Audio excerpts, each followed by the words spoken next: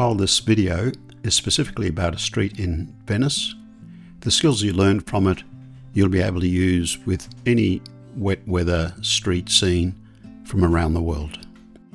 I have split this video into two videos, each of which is just under 1 hour long. The reason for this is there is more chance YouTube will generate automatic dubbing in different languages if a video is below 1 hour long. I hope you enjoy it.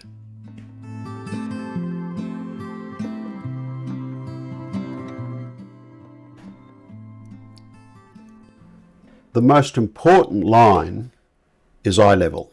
And how do you work out eye level? There's a number of different ways. The first one is just to look at all the people in your scene, and as long as it's a flat surface that they're on, like a flat road rather than on a hill, all you have to do is look at the heads and you just average them out, and so eye level is somewhere there. So that's technique number one. Okay. Another technique is to look at the buildings, and you can see that these lines that are moving away from us, like this decoration here, the front of the awning, you can see that as you get further up, if we look at this line, see the angle that's coming down at? Same with this one. This one is not coming down as much. The bottom of the fringe is not coming down as much. And as you keep moving, somewhere you find one of these lines, which is a bit hard to do here because you've got windows everywhere, and you'd find a line that just goes horizontal. So if this had lots of bricks on it, you just find a course of bricks that are horizontal, or moving away from us and appearing to be horizontal in the photo, and that would be eye level. Okay, so that's the two ways I mainly use. There's a third one which you can use when you can't actually see the rows of bricks, whatever. All you need to do is find a line that's moving away from you. So here's a line here, draw that down, and then look at where that building hits the ground and draw that up. And where they meet, that is where eye level is. It also gives you the vanishing point for that particular building. Eye level is about a third of the way up, so roughly about there. And I just start by drawing one line. I then work out where my key vanishing point is going to be. And obviously this building is very important. It's got bright colours, it's got things happening underneath it. The vanishing point is going to be somewhere about here. So very quickly, I'll go to that spot and just draw a few radiating lines just to give me an idea of where I'm going to put all of this.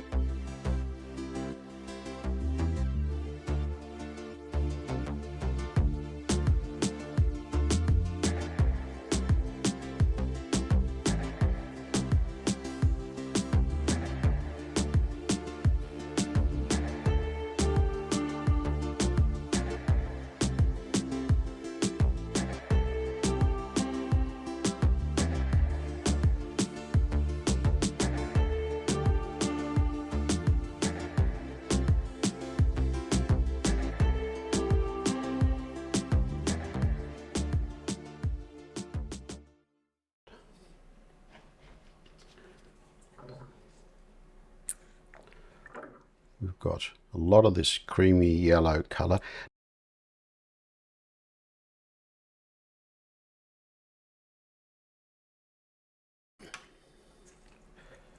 We've got this warmer colour. Oops. Put some fresh paint in my palette and I started pushing the way I would push when it's dry paint. Okay, so here we'll start with some burnt sienna.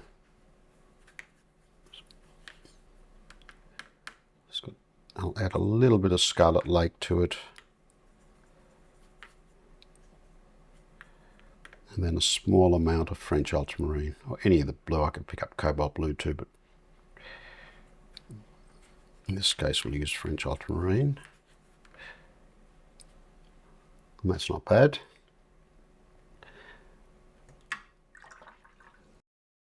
And then for the yellowish colours, we'll start with some weak cad yellow.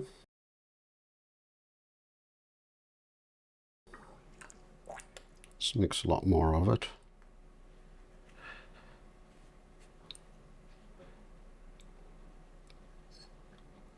Slightly dulled, so I'm going to pick up a little bit of raw umber.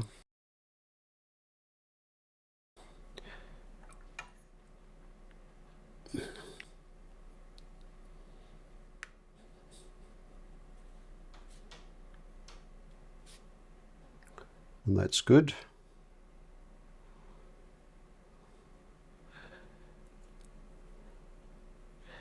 And then for the path, some burnt umber.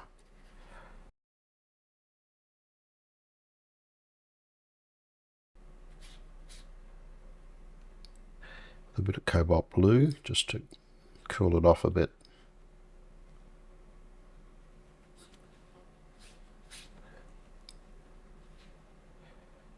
A bit more burnt umber. So burnt umber is not as warm as burnt sienna. And that's good. All right. Oh, and then the sky. Well, it's an overcast sky, so really not going to have a lot of blue there at all.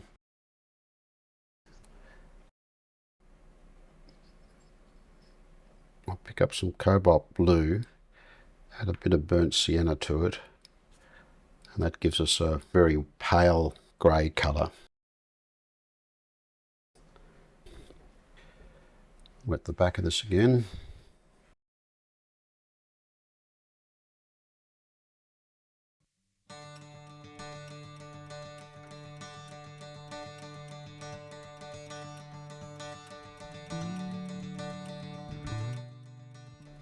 Okay, let's start with the sky.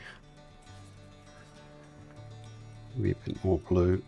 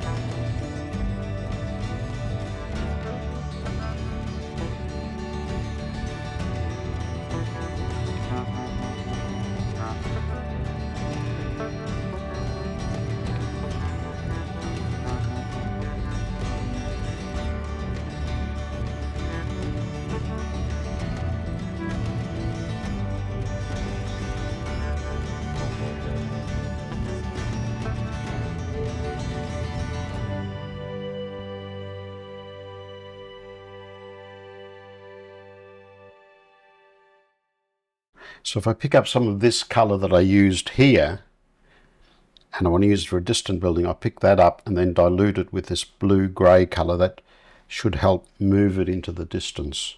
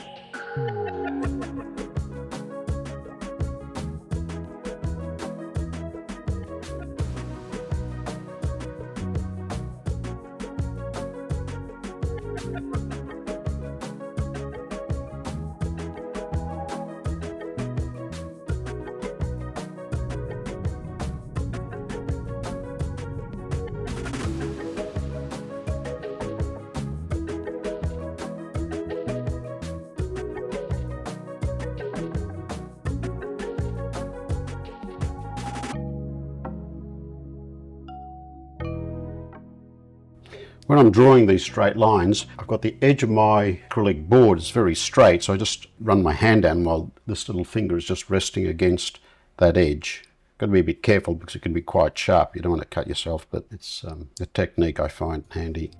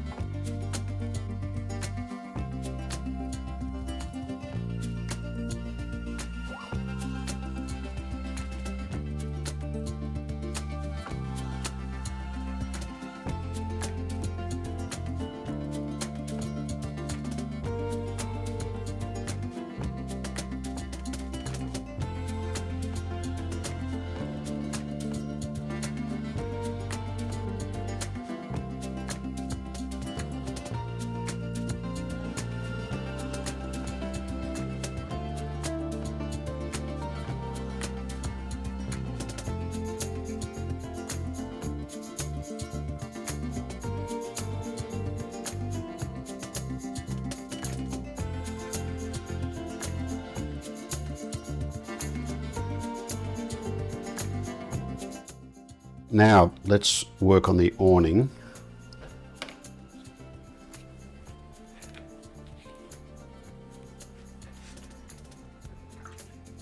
Start with a red one. So Scarlet Lake.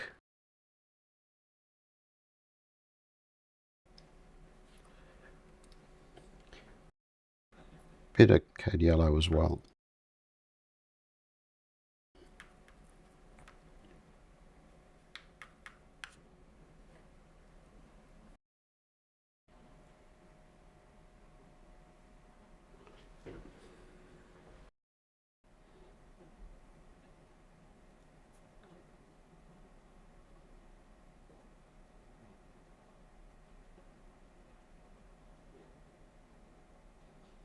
Now here I'm leaving a little gap because there's a white passage, so I can just paint up to that.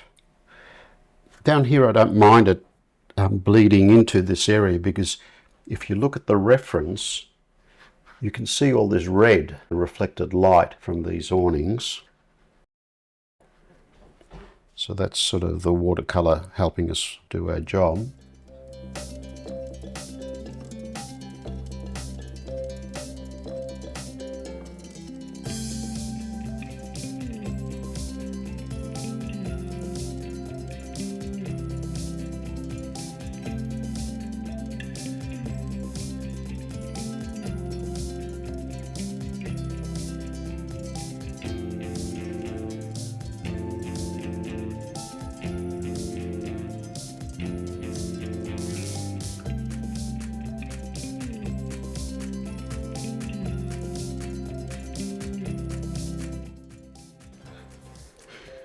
This awning is just a very pale beige colour.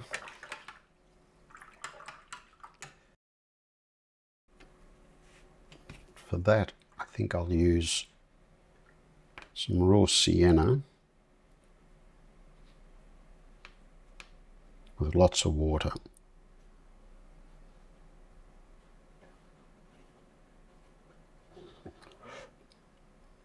That'll, if you know, when that dries, I have to go in and put the shadow.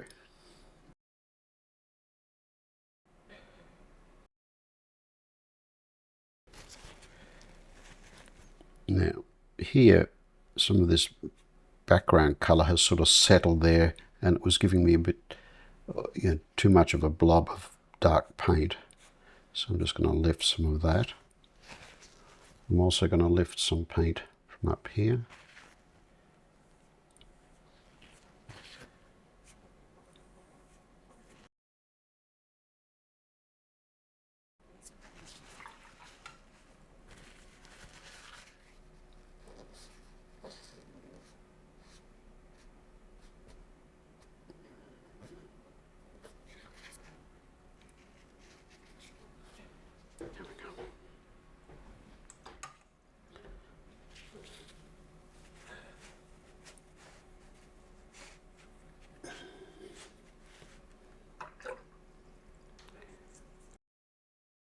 Turquoise awnings.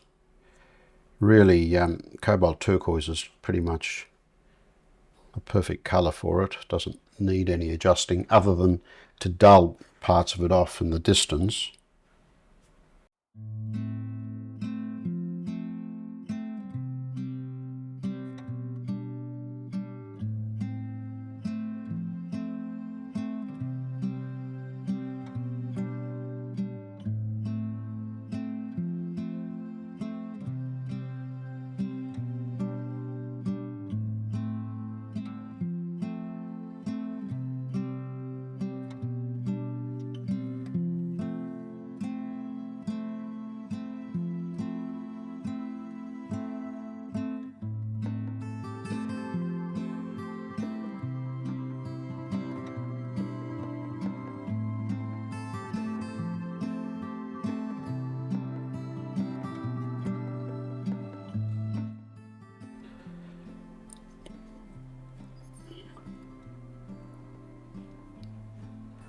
And there's odd reflection of these awnings in the window, so I'll put a bit of cobalt turquoise in there.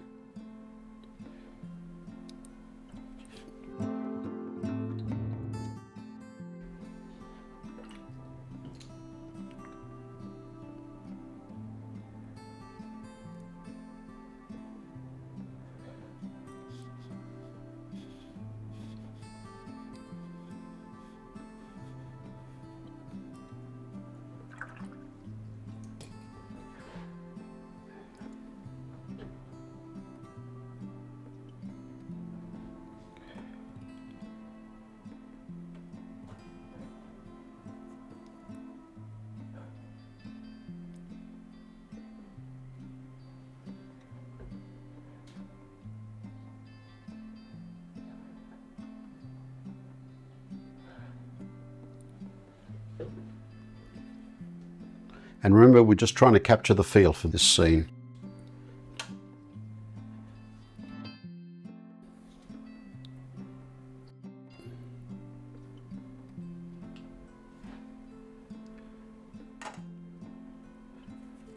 Cool this red down with a bit of permanent rose.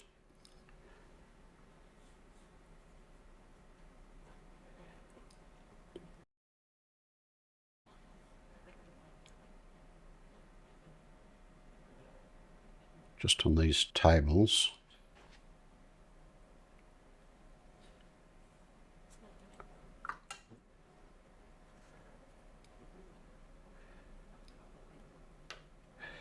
Throw a bit of cobalt blue to cool it down.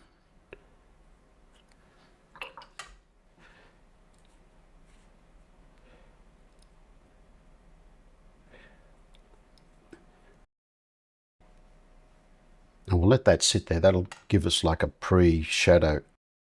I want to leave some light here so we can see the ground behind the legs of the chairs.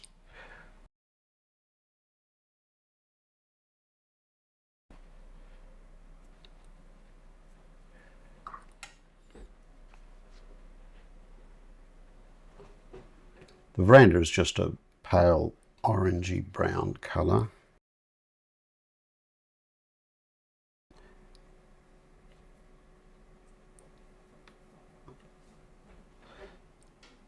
So I'll just put a bit of colour there.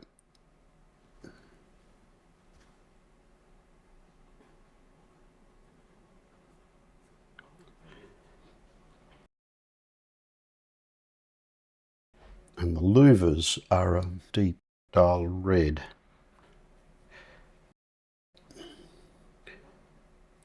Pick up some burnt sienna, scarlet lake, some permanent rose, some French ultramarine.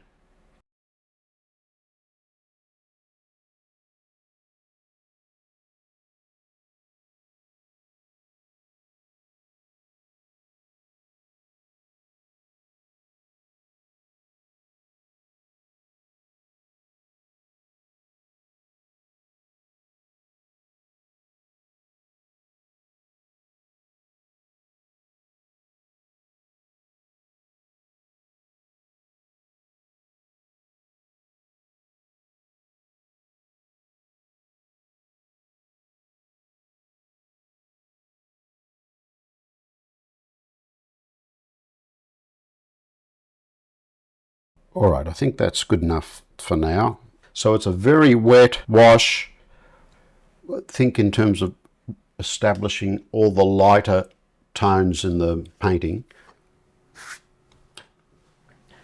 Okay, so the main thing with this painting is I want to try and keep this area fairly soft, with my core detail being in these two buildings in the foreground and the figures, and obviously their reflections. So what I'm going to do now is mix the colours, which primarily are what are here. I'll just modify them and then start painting from here, and pretty much finishing the paintings I go, other than the reflections and maybe some bits on the figures. So this is the awning. We're not going to touch that. We've got the brown for this building.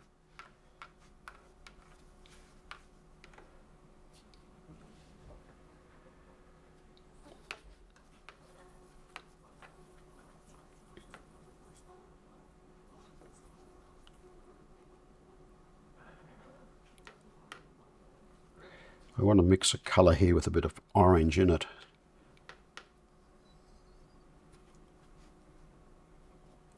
Just to give me a bit of variety in these browns.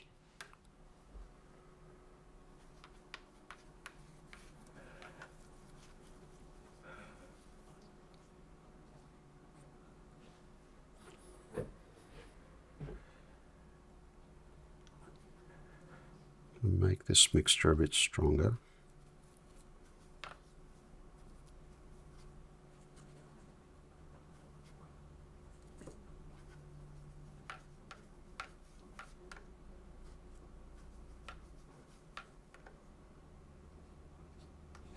That's good.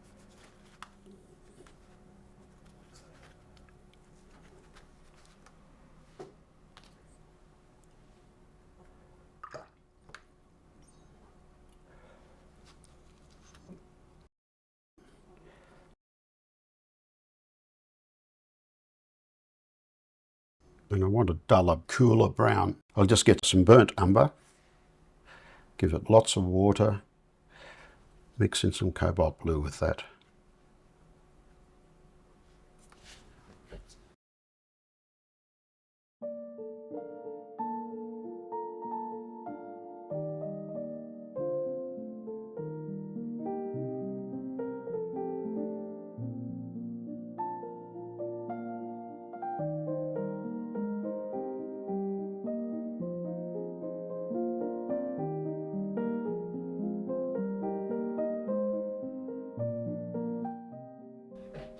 Now that I've put some paint over the top, you can see how these louvers don't stand out as much as they did before.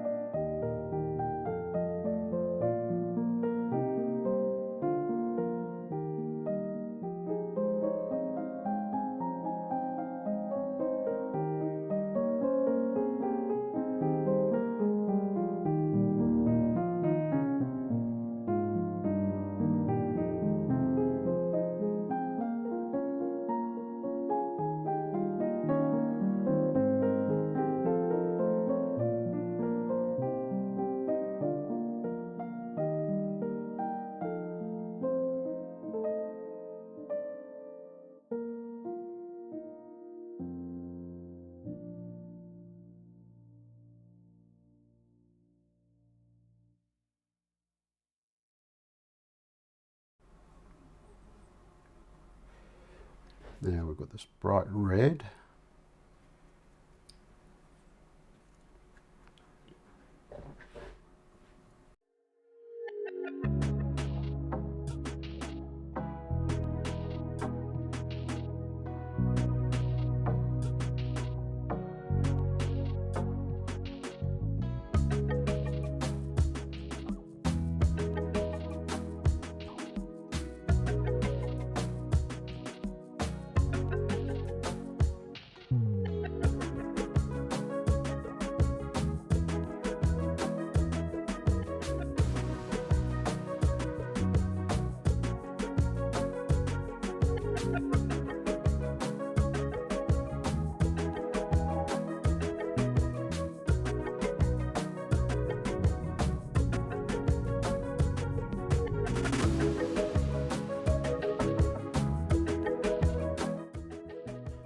I've dropped in these soft creases using a wet on wet technique.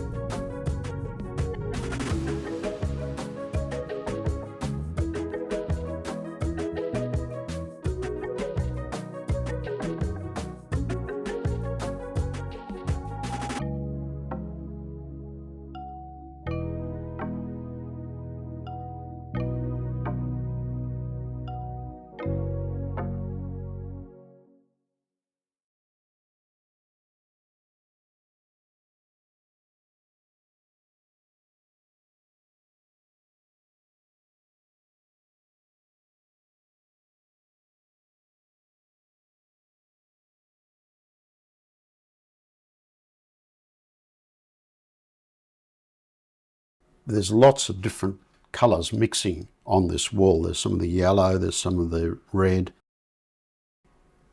So I'm just putting a bit of yellow down, giving the lights a slight yellowish tint. And now I've got to let that dry.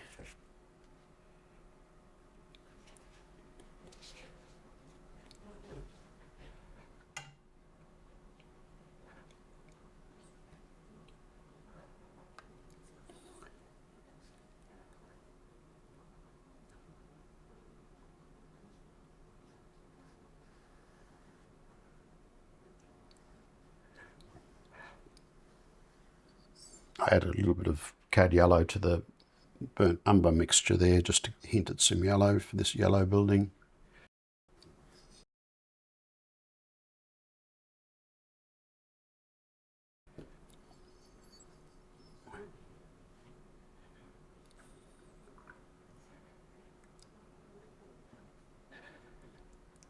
And I'm going to grab a bit of blue and start moving that into the painting.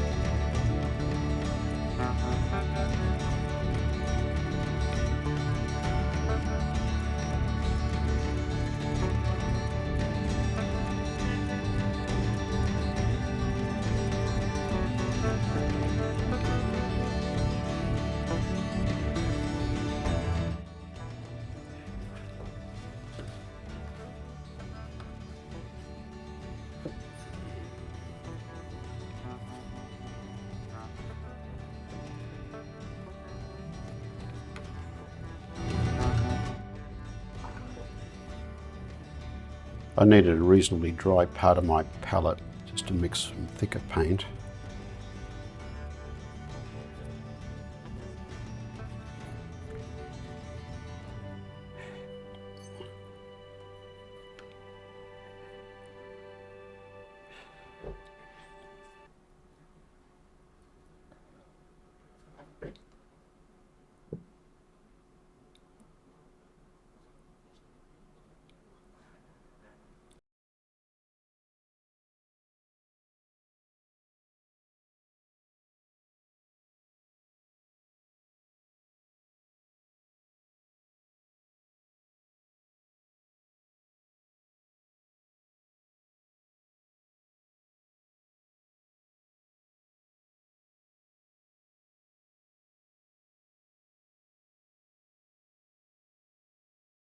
I don't know if you noticed there, but I had this bead of paint. I just kept, this bead of paint that's forming at the bottom of my wash. I just kept dragging that around and using that to help paint some of my painting. Like here, I'll just bring it under here.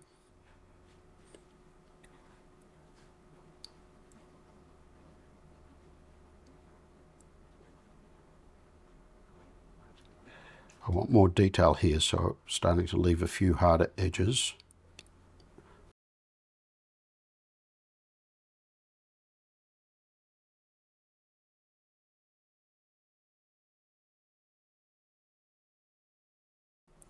All right, now I want to paint this area here, and then we'll come back with the figures and the reflections.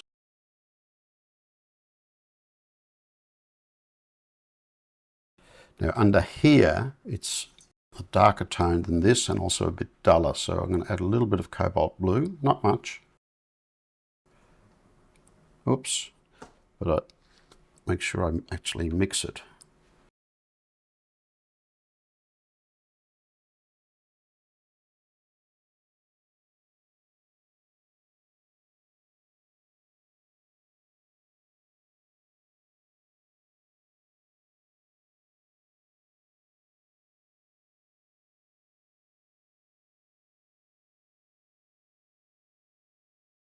And I try to paint as much of this with my size 12 brush, and that just stops me getting too detailed.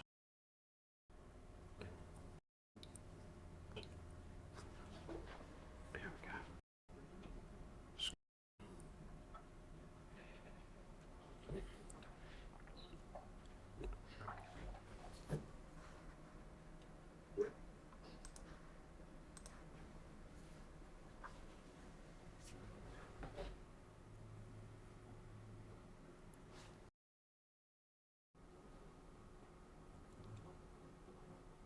This paper is still a little bit damp, so this paint was bleeding up. I'm going to go and just dry that very quickly.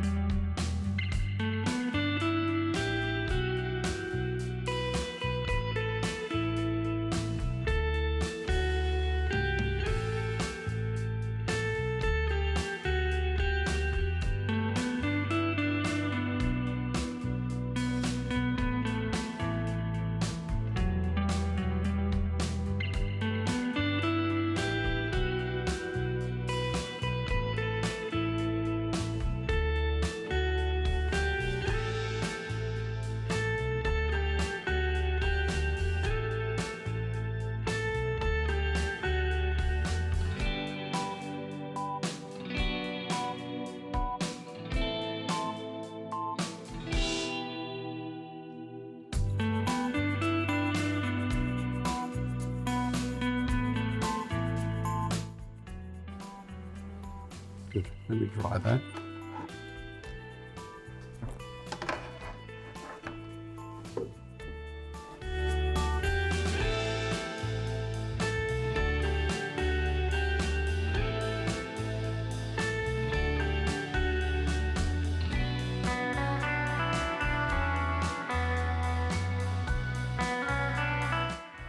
So under here I see this sort of warm, glowy light with some yellows and reds.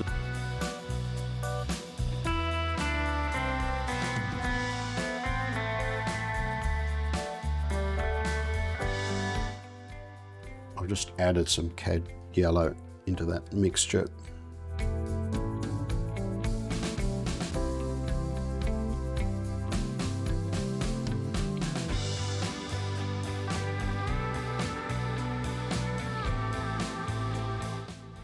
Run some of that along here, just to hint at some of this warm light on the inside of the awning.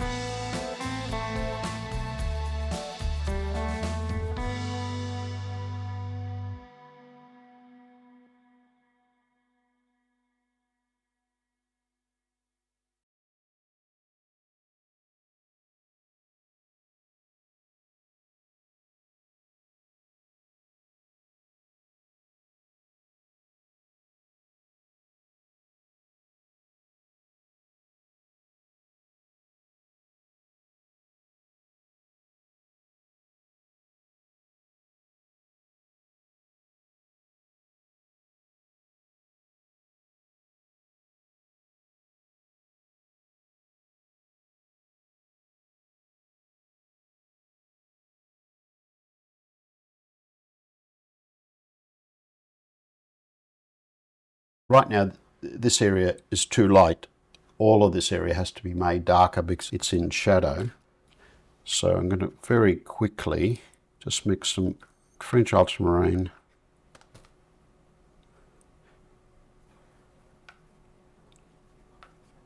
a bit of permanent rose, I think, and a little bit of scarlet, oh, not too much scarlet lake.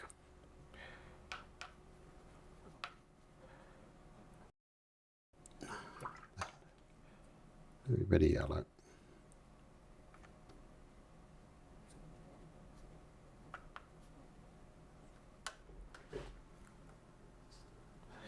And straight away I can tell that that's just way too light. So let's add some more blue.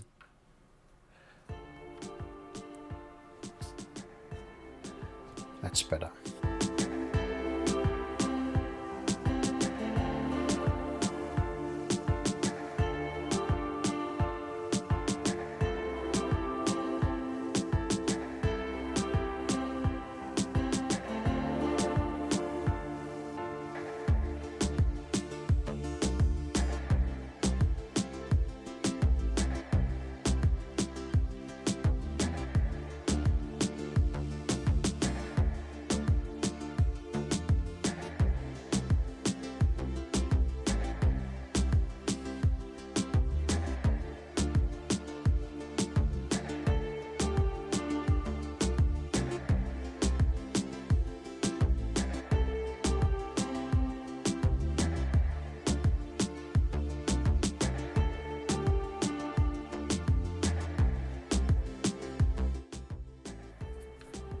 Now you can't see much in the way of these figures.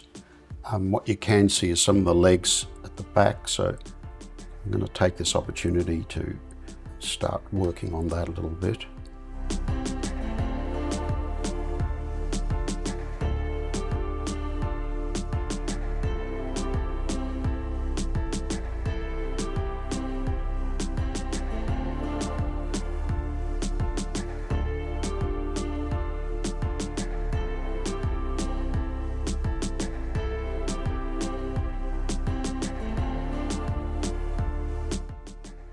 Some of these are going to be washed away later when I do the reflections, and I might need to re-establish them. But if you look at the photo down here, you can hardly see the legs of the tables or the chairs.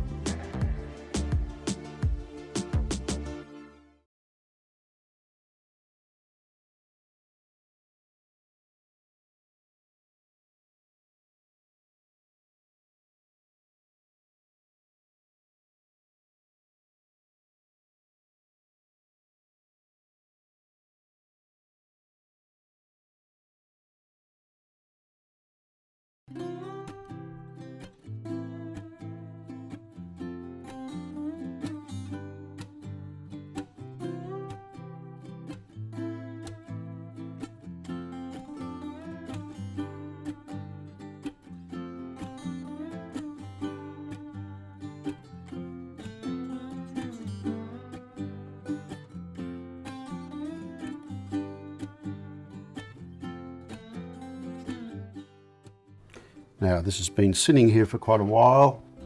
You can just see how it's just got a hint of surface shine on it. And I'm going to go in with a thirsty brush and just lift some of these highlights that I mentioned before.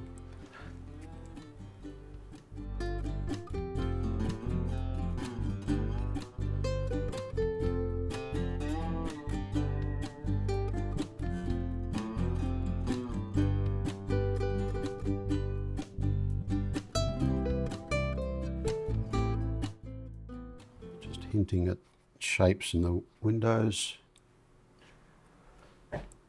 without getting too detailed. And I need to just soften some of this paint around this light. I might need to come back later and just adjust it a bit more.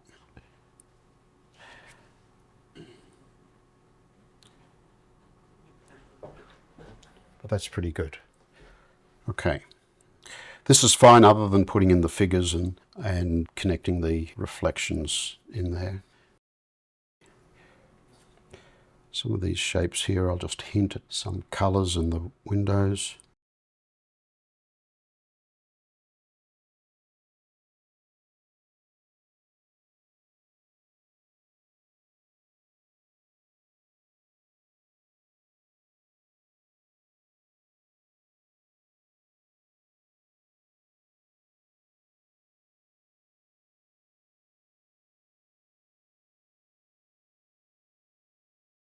And you can see at this stage why it's pretty much irrelevant for me to tell you what colours they are, because look at all the colours that are in there, and I just look at something there and go, okay, that's pretty right, I'll use that. Thinking more about tones now than anything else.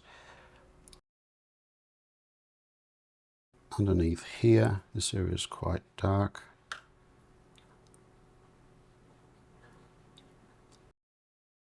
But the darks here won't be as dark as these darks over here, so I have to keep that in mind.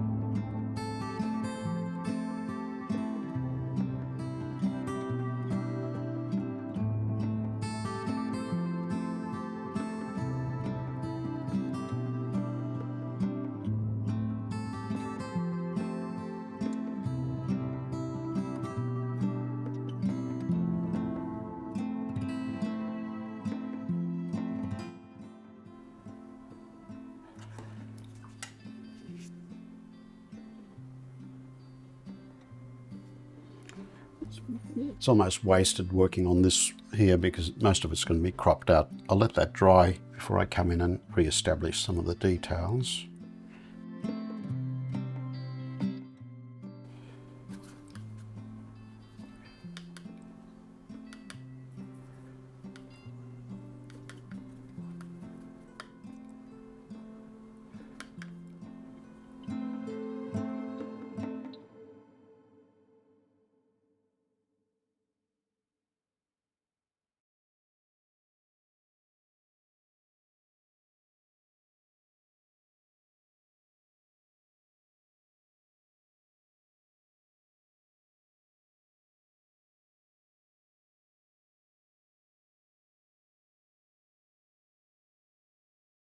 So that's enough to hint that's a little small veranda.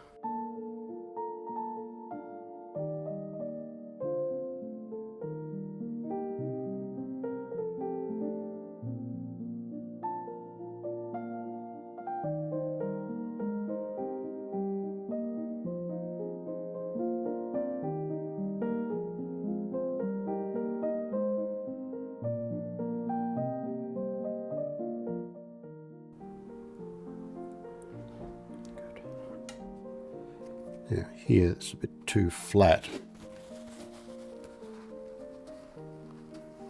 So I'll just lift some of that paint. Not right up to the awnings because it's going to be darkest underneath the awnings.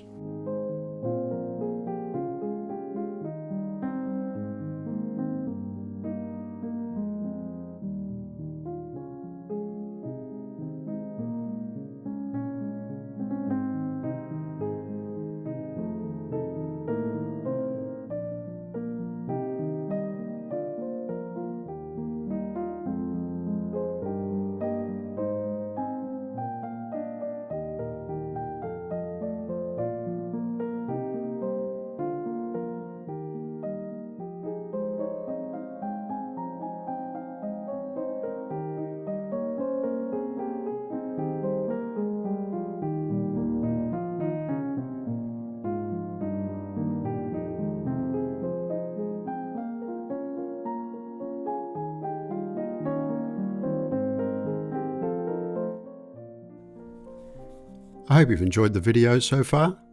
If you have, please give it a like, and if you haven't yet subscribed to the channel, please do so. It helps me out a lot with YouTube.